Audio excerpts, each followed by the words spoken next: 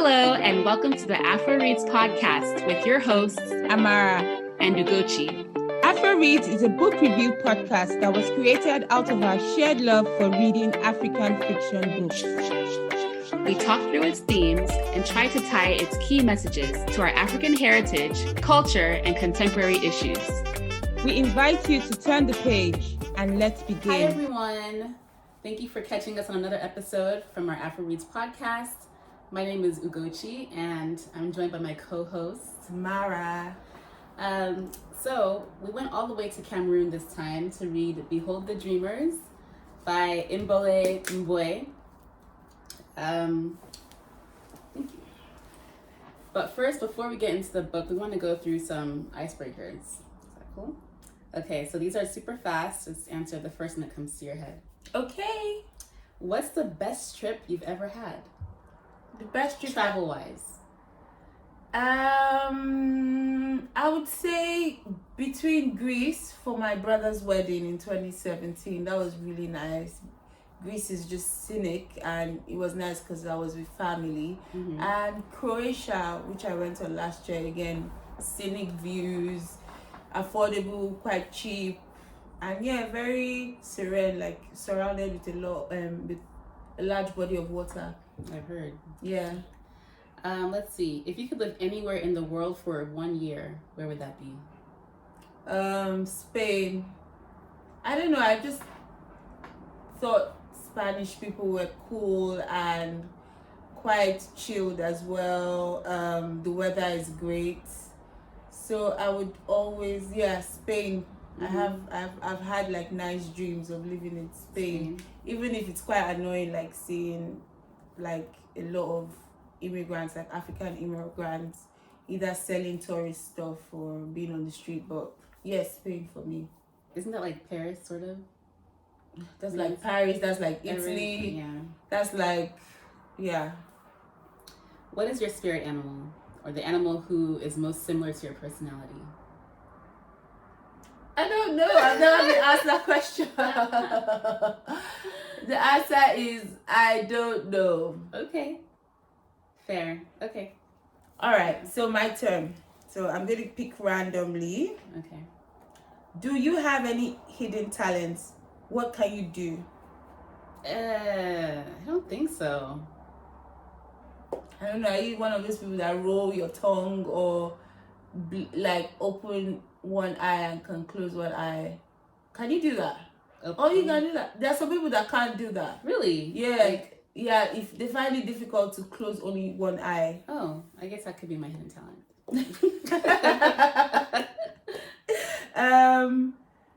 You have to unlock your phone. Oh, sorry. What is something you hate doing? I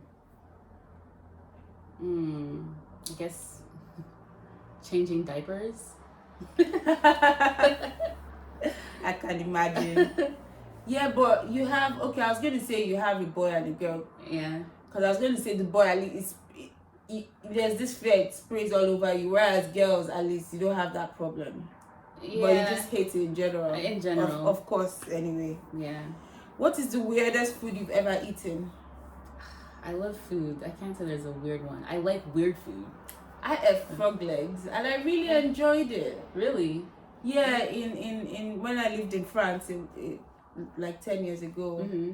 And it tastes like chicken. It's only in the end you're like, yeah, these are frog legs. Yeah. I guess mine could be fish eggs. I love fish eggs. Caviar. Caviar, yeah. I actually like it. Yeah. I think I can remember the first time I tasted it and they're just like bursting. Whereas I thought it to be something more like the eggs, like the chicken eggs. No. Those are caviar, the busting ones. Yeah. Or there's some fish that you get and they have the eggs inside. They're not like the ones that they serve. I hate that. I like those. You know, sometimes in sardines, there are like some pieces of fish with eggs. Yeah, that can put me off for the whole day. I hate it. I love it. Really? All right, so we finished this section. What's next? Current events or anything in the news or in the world that you want to share that has fascinated you? I don't want to share anything serious because I just think we have a lot of issues to deal with this year. Like praise God, we've all left COVID behind, and the Ukraine crisis is ongoing, sadly. So I don't want to get deep, but the one fact I heard of recently on social media was that Pimp My Ride, like everything about it is just not real. Apparently, they make up the storylines. When they fix your car, sometimes they just fix it right there, and then when the camera stops rolling, like they just pack all the equipment. And then sometimes they make you pay for the stuff you fix sometimes. And sometimes because of the regulations, like they do things like giving you a popcorn maker in your car, like because of the regulations of the road of that state, like it's just impractical, most of the things they actually install. So they usually have to remove it, or it just makes the car not drivable. Yeah, I always wondered about that. Like, how is it that this person can have these tinted windows, but I can't? Yeah. Then they start cracking jokes online that if you literally say, "Oh, I have cancer," they'll put like a cancer drug intravenous machine in the car. Like that's how innovative like they went. But yeah, apparently half of things were just impractical, and most times they didn't even fix the car, like what was really wrong with your car, because they were just trying to create a lot of drama and like more attention with what they actually wanted to do. So there's that. And then apparently even the houses they use, they come knock at your door, apparently it's all staged. That destroyed me. I used to sit down there and watch it and just, me too, think of how lucky like you were to be chosen for the show. Who's the host? Is it Ice-T? No, Exhibit. Yes, Exhibit. Ugh.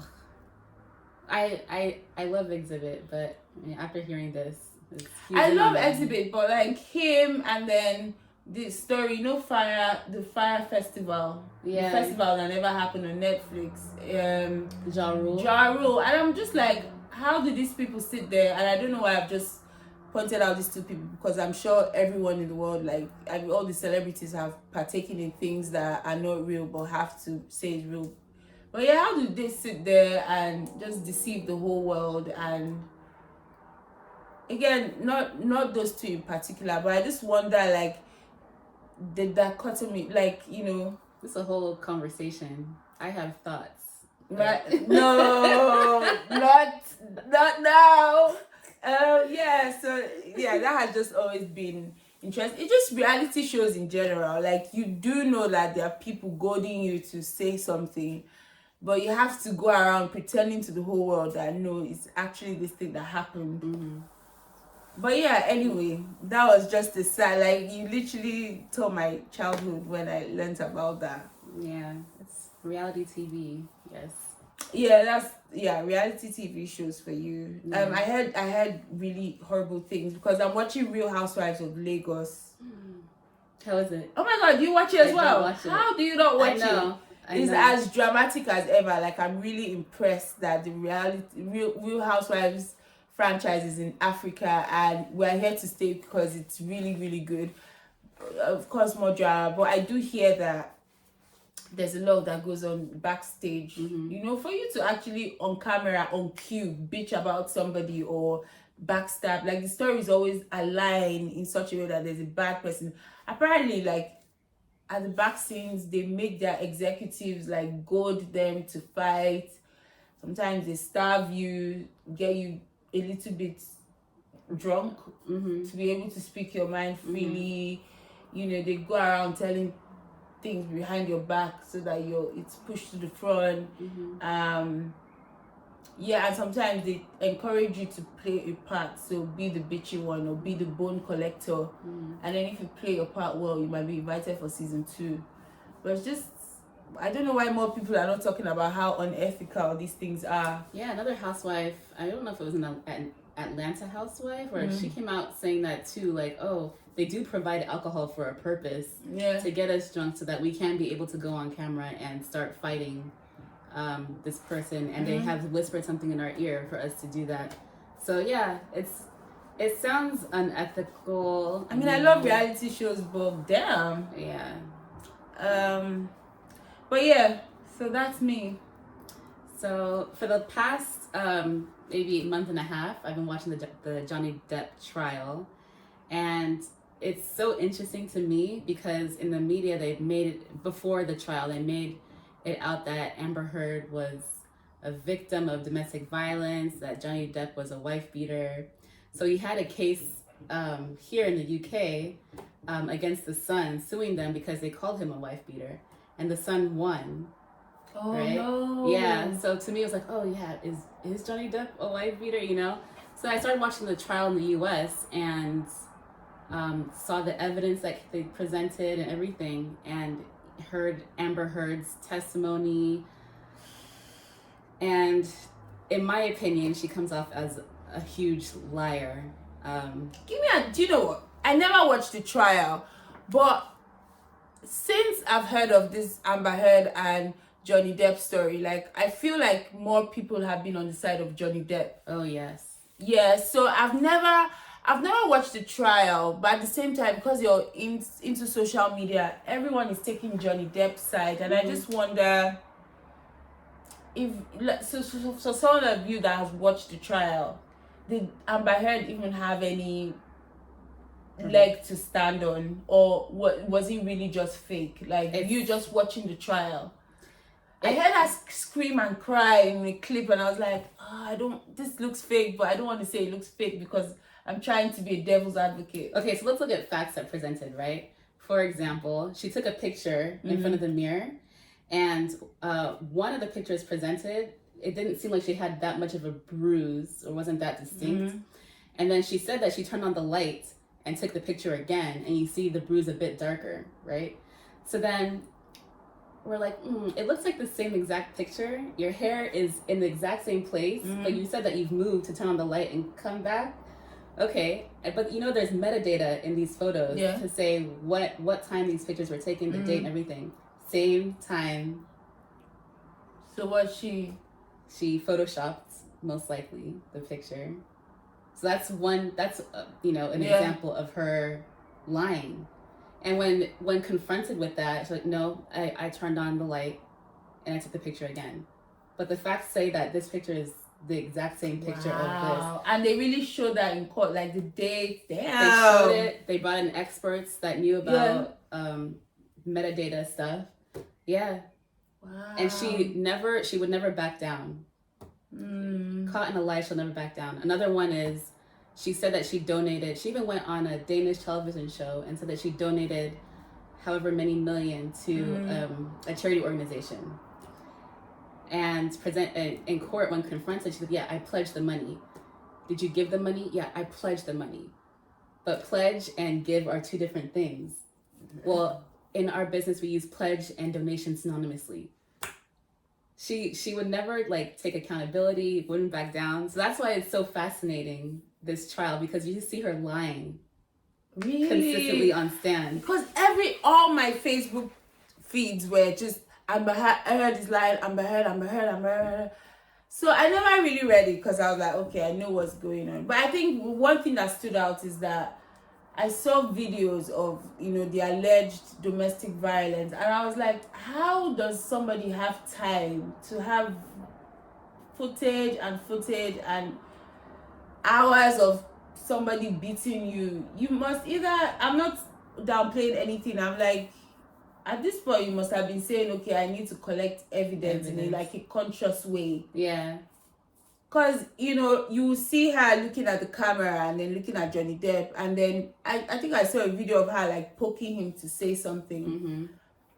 So that's the one I found weird. I was like, I don't know if someone can do this, then. It's that's why it's so important in some of these cases for these trials to be televised.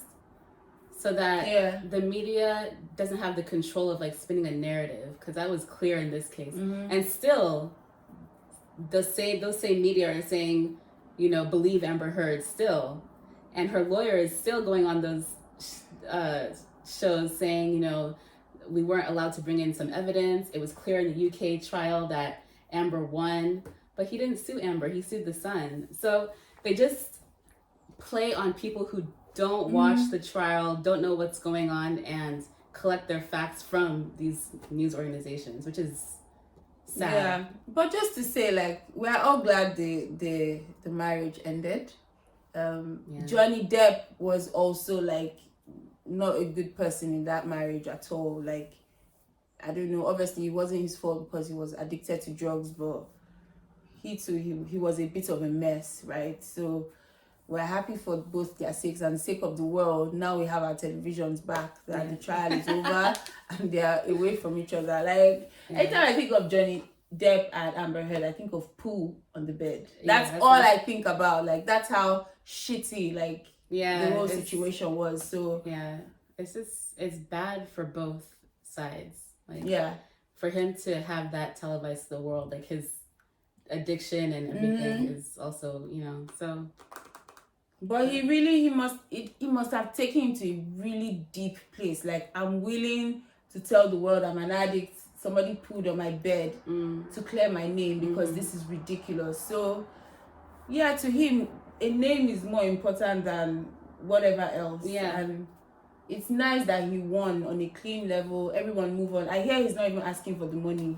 Like, he's not even bothered. Yeah, he just wants to clear his name. Yeah. So that was, yeah. good thing about that. Yeah. So let's take you through the book a little bit, give you kind of a synopsis before we get into it. Do you want to? Yes. So, Behold the Dreamers is by Imbolo Mbue. The author herself was an immigrant and was doing quite well in the US before she lost her job during the financial crisis. So this book is largely based on her experiences around that time. So the book is based around a couple, Nani and Jende, who moved to the United States from Limbe in Cameroon. And they moved with their very young son because they faced a lot of harsh criticisms from their family for even being together in the first place without being married. There's a lot of things there. They eventually got married, but they had a lot of severed family ties. And also just the sufferings and the life in Cameroon. So they dreamed about moving to America, which they finally did. So the book starts off with them in their first years in America. Jende immediately got a job, a really good job as a driver for an executive at Lehman Brothers, and he had a really good relationship with his boss and the family. The family was made of Clark, who was his boss, and then Clark's wife Cindy, and their two boys Vince and Mighty. So things were going really well. Nani was schooling. She wanted to train as a pharmacist, and she eventually got pregnant as well. So she was expecting a daughter, but everything seemed to be going well. And then the financial crisis happened around 2007, 2008. As you guys all know, there was a financial crisis even in real life, and the families on both ends were experiencing a lot of pressure. On the side of Clark and Cindy, just issues in their marriage deepened. Cindy was drinking more, and it became apparent that she had a really heavy or burdened past life, being conceived through rape and having a really terrible relationship with her mom and having to fend for herself early, marrying an executive where that gave her status, everything she didn't have as a child growing up. So she kind of held on to it so hard that she wanted to keep save face, like everything was going well in her family, like a Stepford wife basically, whereas she was suffering from depression, high use of drugs and alcohol, and was just unhappy with her family life. Her two boys were her first son was very distant from her, and Clark was barely at home because she was trying to deal with work. And we found out later on that he might have been having affairs, or he was having affairs in hotels. No, might have, he was. But so that all that was going on in the background, and next thing you know, Jende lost his job because what was eating them in the marriage. So Cindy and Clark's marriage kind of spilled over. So Cindy wanted information about Clark's whereabouts, which puts gender in an awkward position because he didn't want to tell on his boss. So the wife kind of influenced her husband to sack him, and he got sacked, and that affected Nani and Jende's household because he wasn't without a job. He was looking for jobs during the financial crisis, which was really hard. I mean, even executives, they described this in the book that even executives became drivers. So it was quite a competitive market. And it got so bad that obviously Nani could never really go back to school because she had the baby and they were looking for funds. It got to the point that Nani had to blackmail Cindy, which was kind of a very dark part of the book. Cindy committed suicide a few days or a few weeks later. Well, not suicide. Not suicide. She overdosed. She overdosed. Yeah, she overdosed because of the many compounding issues going on. Nani obviously blamed herself, but finally, they couldn't take the struggles of America, and Nani and Jende moved back to Cameroon. So that was just one of improv. So sorry if I didn't get all the points, but yeah, it was an interesting read. And again, me being an immigrant as well, moving from Nigeria, and also being acutely aware of the financial crisis, especially in a crucial time where I was trying to get a job after graduating. The book resonated with me in many ways. And I'm excited to hear more about from your perspective. Yeah. Okay, so first let's talk about what we liked and didn't like about the book. Yes. Do you want to go first? What you liked? What I liked. So what I said is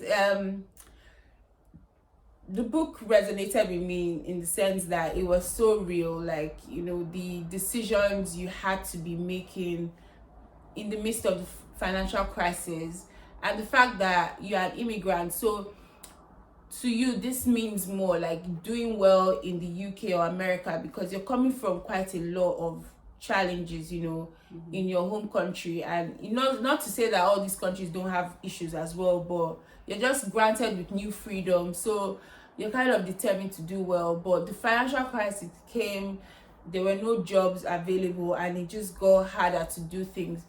But the thing I like about this book is that it kind of has the same emotions you have, which is that even in the financial crisis, you feel like this is it. There's no way out. Whereas we are in 10, 15 years later, we're like, yeah, that happened. Yeah, we moved on. But in that moment, and this book describes it well, you feel like you're stacked against all the odds and it's just not going to get better. So she describes it quite well. As we were speaking about it, I was just not angry, but I was just very shocked about the ending.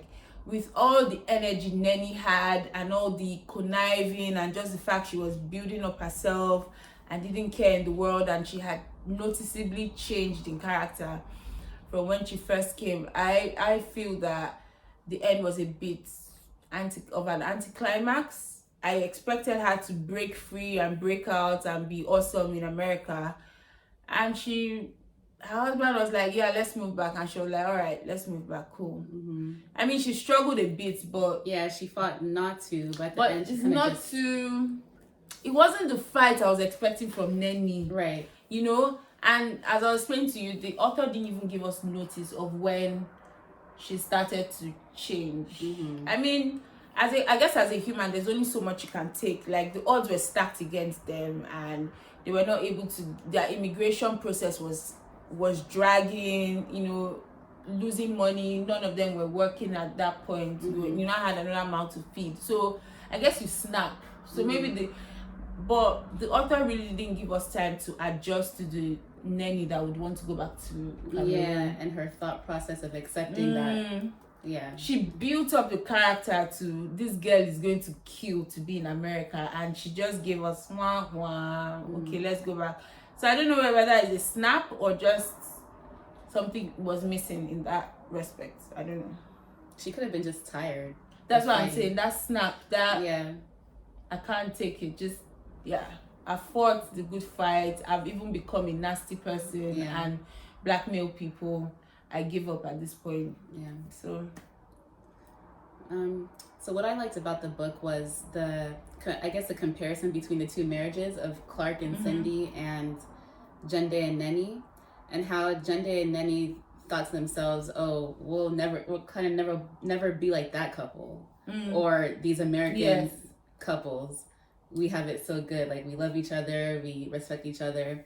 But then through the book, you see that kind of decline, and they kind of become what they didn't want to become towards the end before they move back to Cameroon. So I like that, dichotomy and comparison. I didn't like you said, the ending. She just kind of surrendered and went, but we didn't see how she got to that surrendering place. Okay, so we're on the same page. Yeah. So I agree with you. I didn't care for that part. I wish we could have gone through more of her thought process with that. Yeah. Okay. So the next question is, why was it up to Nani to keep the family together? Yeah. Again, we were having this conversation before, and I've just always wondered, and I guess maybe it's the naivety of not being married in the first place, but it just always seems to be like the woman that has to give up her, like Nani had a lot going for her. She was trying to read pharmacy, whereas Jenny didn't really have qualifications and could really only drive, it seems. She was going to be a pharmacist. You could do so many things with that. She was even trying to see if to go to the legal routes by marrying on paper. She was also trying to, she had the opportunity. The author stated it here, like, they were offering her a job as a nanny, and working in the Clark and Cindy household was not beans. Edward's household was not beans. Like, they will pay you well and make sure you're okay. She could have even just honed in on that emotional blackmail with Mighty. Right. But she did. But so she had those options, right? And at the end of the day, she fought. She did fight, and she even got slapped. But at the end of the day, it was her making that decision to go back to Cameroon, and I just didn't get that. She could have easily broken free and lived her life. So what do you think? I think that Jende had, the question was, why is it up to Nani to keep the family together? I think that Jende also, that question could be applied to Jende too. So I think they both had, I guess, that opportunity to keep the family together, but maybe didn't agree on the way to do it. Yeah, like, I don't know, Jende didn't have anything going for him when he lost his job. Yeah. So why didn't he just say, let's lead by you, Nani? Let's do what you... So the option was to let Nani, I guess, be in charge, or go back to Cameroon. So his mindset is already like, I need to go back. I think I'm more powerful back in Cameroon. I don't want to take advantage of Winston, my cousin, anymore. I don't want to be the one to take from him, and I want to be a man and take care of my family. Whereas his wife had these opportunities, but the opportunities weren't, what's the word? They're not viable, but they were viable. They were viable, but who knows how long they would last? Who knows when she'll get into pharmacy school? Who knows how she'll be able to pay for it? So the opportunities are there, but it's not like for sure opportunities. Yeah, that's true. Versus Jende is like, going to Cameroon is for sure. We have money saved up in the bank. We can be okay for sure once we get to Cameroon for a certain amount of time. Yeah, or do you even think it was some kind of atonement? Because I was just thinking, like, at the end of the book, Nani was quite harsh on herself because she kept saying suicide and Cindy's death is my fault, and I don't want to take the job as a nanny because I don't want to do this to Cindy. Yeah. So I wonder if it was kind of like, let me punish myself for this, and accept that the US has changed me in a way that I don't want it to be to be changed. So I'm going to go back and reset. I mean, they're still going to use, I think Nani wanted to give it to charity, the money to charity. Yeah. Jende said no. So maybe she was sort of really, really feeling bad. Like, if I take a moment here, I have to realize that America is changing me in ways I don't want to be changed. So I'm going to do a reset. But I guess the bigger question is just like, we just have to realize that the value people place on family units and marriage is so much bigger than we think. But we'll answer it in the next question. Yeah. Okay, so the next one is, I guess, how did Nani's character change over time? Yeah. We kind of talked about it. In the beginning, she was all for supporting her husband, getting the job. When he got the job, he was so happy. She was so happy. She just made sure that his spirit was okay while also going to classes. She didn't have to work. Her husband provided for her. So she looked at American marriages as, like, she kind of looked down on American marriages. So over time, I think she just kind of got that sense of freedom. Like you said earlier, she was, I guess, pushed into being more independent. And so when she tasted that independence, she felt like she could do more, which meant, I guess, talking more. Like, she talked to the pastor about their situation, even though she wasn't supposed to. She blackmailed Cindy and got extorted money from her. She was just pushed to do things that she felt was for the family, but not, I guess, the correct way of doing things. I don't know. Yeah, but so I think she pushed. So you're absolutely right, and I agree with you. But I think even more so, like, is that freedom you're talking about? Like, I've tasted this freedom. I'm not going back, and I'm going to protect myself and do what I can to preserve this freedom. So I'm going to lie, cheat, steal, borrow, beg.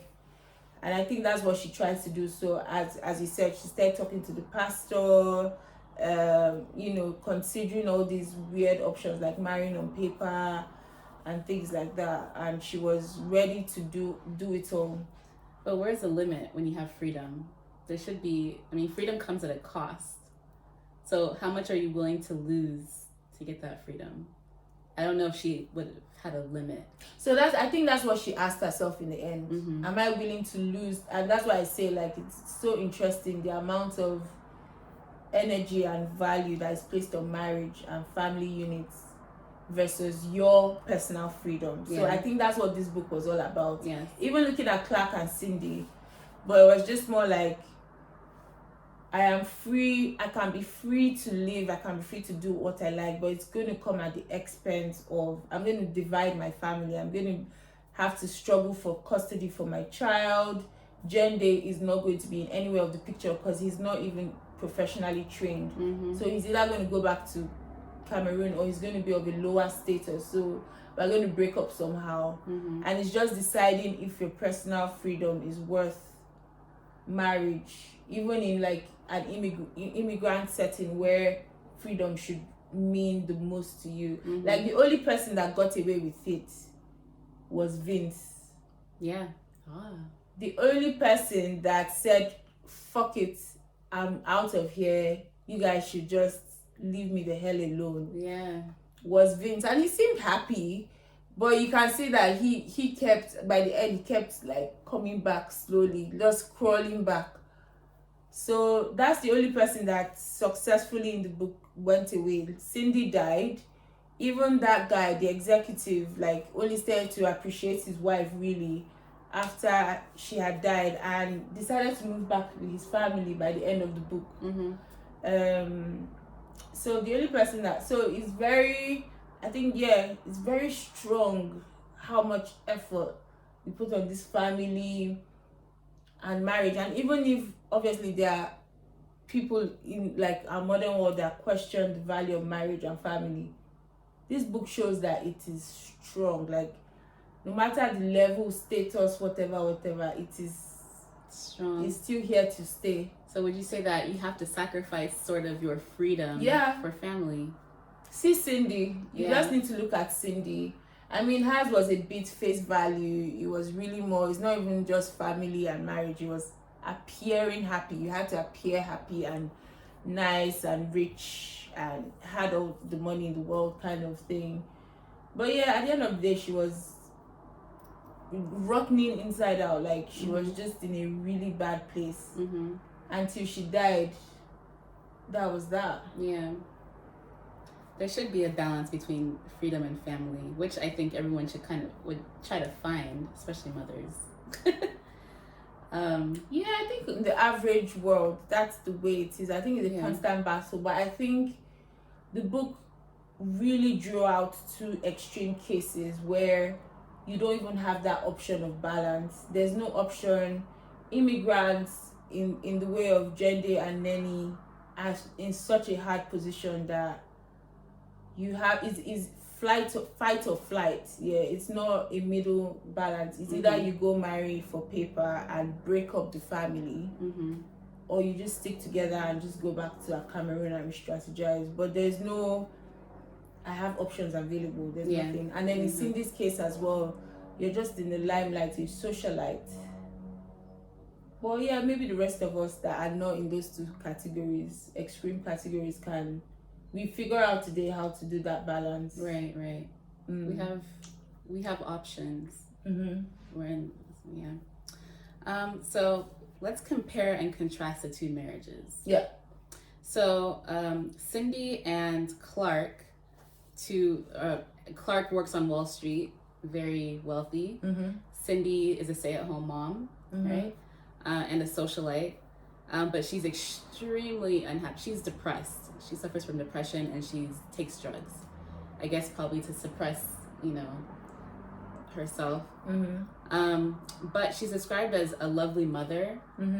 And very generous. Very generous. So she seems like she's loved.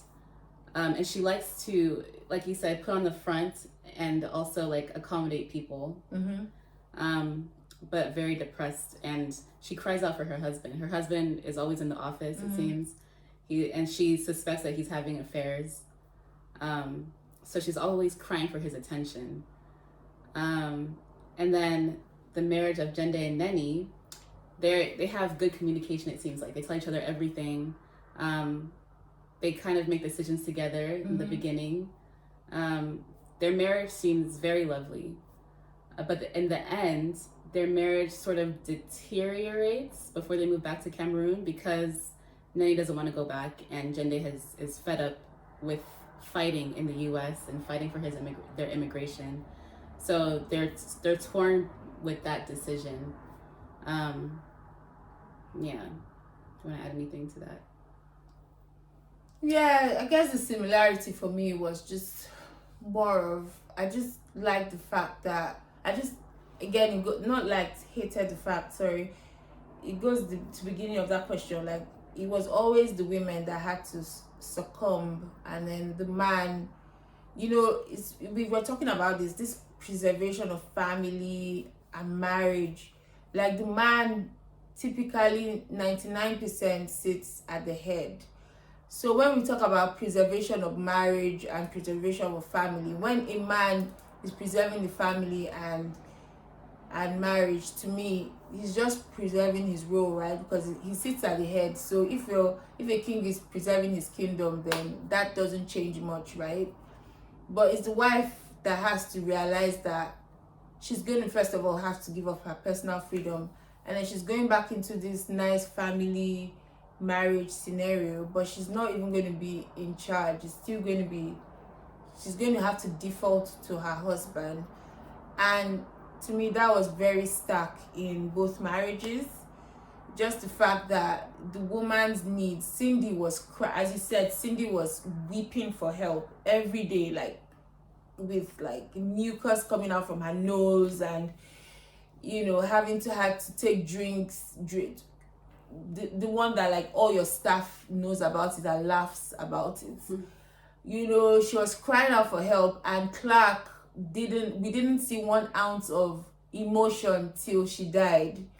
And it's the same thing with Jende, like, which I keep saying that it just seemed like Nani had more opportunities, but one day, I'm not saying that it would have been right, but for 1 second, he never considered, let's sit down and put 2 and 2 together. Let's really think about this and see if, you know, Nani taking charge. I mean, the day she took charge, she cheated she she basically extorted money from somebody, but they never really sat down and said, okay, if Nani was in the driver's seat, how can we navigate this? Let me sacrifice. It was just never an option in the 2 marriages, and I found that very profound. It's almost like, especially for women, personal freedom or whatever versus keeping and maintaining the family life. And I just wonder if, yeah, there should be alternatives, like, again, this balance you talk about. Yeah. Well, okay, so let me play devil's advocate. When we say that we give up our freedom and men sit at the head of the family, do you think that men, not that they want to, but how are they feeling at that head? Because it comes with its stresses. So are they? They feel great. They feel, because you have to admit, even if I'm saying men, please, I'm not a man basher. I beg.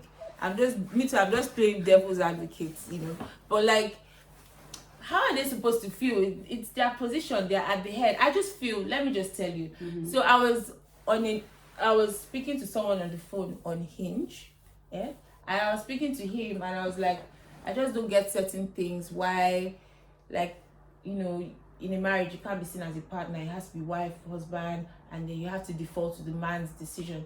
And I was like, why is that? Why? Like, the Bible doesn't help explain these things. And he was like, because he's just a man. And I'm like, what? This is what I'm saying. Like, that question you've just asked me. Yeah. A man has never had to think about the alternatives, because right from when he was born, because he's the man. Like, what do you want me to say? Do you understand? So if you're asking me how I feel at the head, there's been never an alternative, because I'm just there. So I don't know. Do you see what I mean? It's never been a question. So that question you asked me, it's just be about his ego, his pride. You know, how will he feel? Yeah, he would lose his pride and his ego. That's how he will feel. So he doesn't want to do that. So he always try and be at that level, top. Because that's what he's been taught to do, conditioned to do, and that's that. I also think that internally within men, they are like, predators. I guess they like to go out and... Yeah, we talked about that. Yeah. Honestly, like being the hunter, the farmer, the women were the fruit gatherers, stayed at home, even like in Australopithecus times. So that's fair. That's understandable.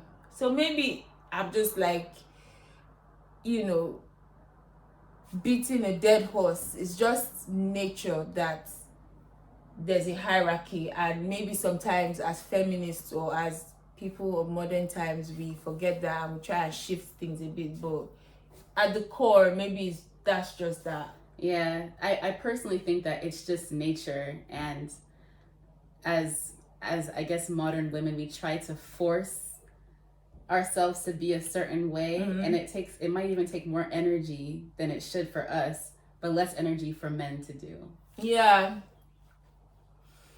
I don't know. It's always going to be a debate. Yeah. So what's next? So which character to you stood out the most?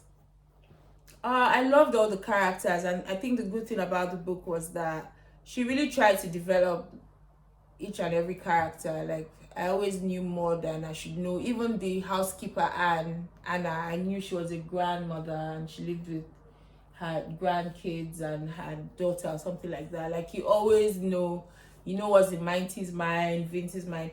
But the one that stood out for me is Winston. I like the fact that he always leaned to his, less than exposed cousin who was Jende.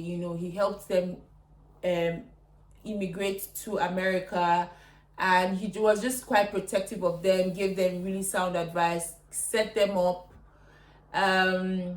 And even when they were set up a bit, like he invited them to parties. I was telling Ugochi that he didn't have to do that. He could have just brought them to America and ghosted them because they were his African cousins or fresh off the boat, or maybe just use them to get like traditional food, but really just left, or not invited them to parties. But I like the fact that anytime he really rooted for Nani. There was a time he was celebrating some achievements, and he was like, I loved reading it. So he rooted for them, he cried with them, and yeah, I just think he was awesome. I agree. He's a solid character. Yeah. Very sure of himself. Because it takes a lot of confidence to, when you're at that level, he was a lawyer on Wall Street. So he has money. Exactly. And he's mingling with certain people. So for him to keep his family, who are not, I guess, as wealthy or don't have that status, in mind, and continue to invite them in, and he has to be a strong character who's sure of himself. So I appreciate him as a character. The one who stood out for me is their lawyer, Boubacar, who happens to be Nigerian. Because I've looked at him as somewhat of a fraud. Because he wasn't honest. He wasn't as straightforward with them. I feel like he was kind of leading them along to continue to get their money. No, but he did tell them it might work, it might not work. It didn't work. What do you want him to do? That's true. No. But I get you, because that reason of, oh, my father-in-law is chasing me and puts me in jail. Like, come on. But did it work though? No, that's what I'm saying. It was such a stupid excuse. Like, why would your lawyer do that? Even myself, I was like, this is not going to work now. Like, even in the beginning of the book, there's so many reasons they could have given. Like, it was so. Why can't you move to a different part of Cameroon if he's chasing you? Like, it's just quite silly. Yeah. So I don't know. I think that was a flaw in the beginning. Like, maybe that's where they could have been suspicious about. And maybe I'm just biased because I know my people. Not all of us are like that. No, but I could just, I think I'm biased maybe with that character. I just didn't like his character. Yeah, I agree. I think it's just weird because he just basically told them, which is probably true. I don't know. I'm not in the American process that, oh, this is going to take forever. Yeah. So what that means is that he's just going to be on someone's payroll forever for like a long period of time. Yeah. And maybe I'm biased also because he's a lawyer and I know how some lawyers work in the US especially. So, yeah. Yeah. Boubacar. You gotta love him and hate him. That's all of our questions. Is there anything else that you want to add? No, it was just a nice little read that reminded me of my time moving to the UK in the first place, like 2004, 5, 6, 7, 8, like those first 5-6 years. Obviously I didn't have a hard struggle because I went to uni and I've always been British, but that mind as an immigrant, coming into, from all the constraints, I went to a boarding school in Nigeria, security is always an issue, religion, ethnic, whatever, all packed and loaded in someone's teenage brain. And then you come to the UK and for the first time there's freedom. Like, you can plan, you can get a job easily even as a 16-year-old. You can move around on the street, you can save, you can, there's a system. It was so liberating. I can't even express it. So I understand when Nani at some point wanted to beg, rob, kill, cheat, steal, to just keep that status going. That's why it was disappointing she gave up the fight. But so that's why I think it was a nice read. Yeah, when you were talking about that earlier, I understand, because going to for me, visiting Nigeria and seeing kind of the insecurity, even insecurity, if you're robbed, who are you going to call? Yeah, that applying to something, there's no like sure way of getting somewhere or something, attaining something. So it's frustrating. And once you have that security somewhere else, why would you want to? Why would you want to jeopardize that? Right. Especially when you have like a child as well.